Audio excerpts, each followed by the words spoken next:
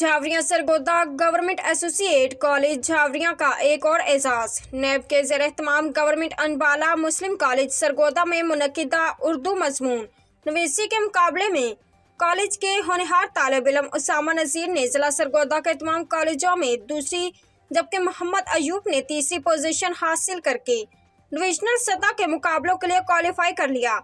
Principal professor Anjum नियाज ने in charge अदबी मुकाबला जात प्रोफेसर तारिक वारसी को जबरदस्त अल्फाज में खराज तहसीन पेश करते हुए कहा कि प्रोफेसर तारिक वारसी ने अदबी मुकाबला जात में जिस तरह कामयाबियों का तसलसल बरकरार रखा हुआ है, यकीन ये झावरिया की अदबी तारीख में सुनहरे हरूफ में लिखा जाएगा। वो कॉलेज का फख्र हैं। हम उम्मीद करते हैं कि वो इसी तरह अदबी ज़ौक़ रखने वाले तलबा की ज़हनी आबियारी में अपना भरपूर किरदार अदा करते रहेंगे।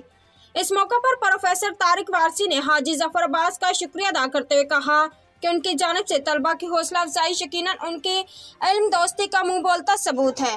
रिपोर्ट हाजी जफर अब्बास, ब्यूरो चीफ, झावरिया सरगोदा।